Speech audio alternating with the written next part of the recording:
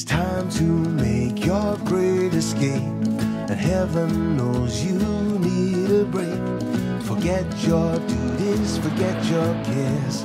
It's good to get away.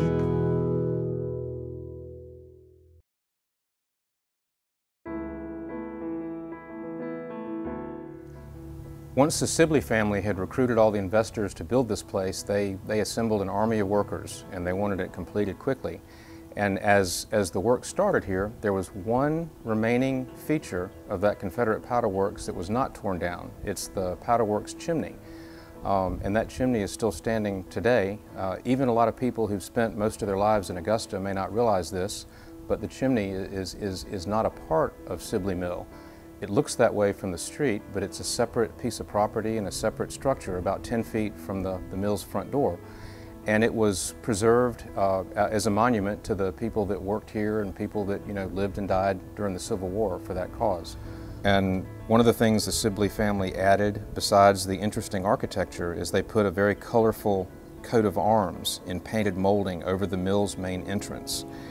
And it has a saying in Latin, esse quam videri, and translated that means to be rather than to seem. The people that worked here really were dominated by the company, the ownership of the property, socially and otherwise, because they provided the housing, which was all around this mill.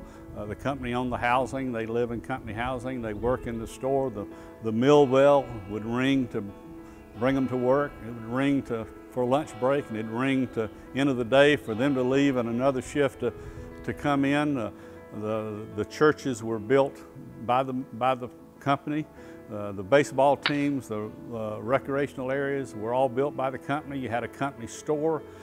You could get loans from the company, redeemable at only the company store. And of course, today you go to an industrial site and you'll have the sandwich wagons that would come. They even had those. They were drawn by mules or horses, and they would sell soft drinks, and they'd rotate among all these mills. They'd pull through, and the guy that operated that would also redeem the money of the scrip they got from the company for loans to buy merchandise from the wagons that they would come circulating through the mill.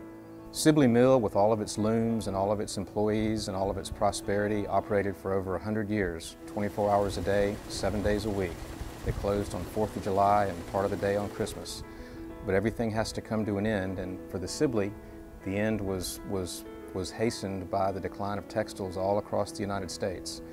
Fewer and fewer employees worked here. It went through a series of ownership and processes, and the end came in June of 2006 when the mill unfortunately closed its doors for the last time as an operating textile mill. At that time, this complex that once had 1,200 workers here, there were only 115 employees left, and they closed the doors and walked away.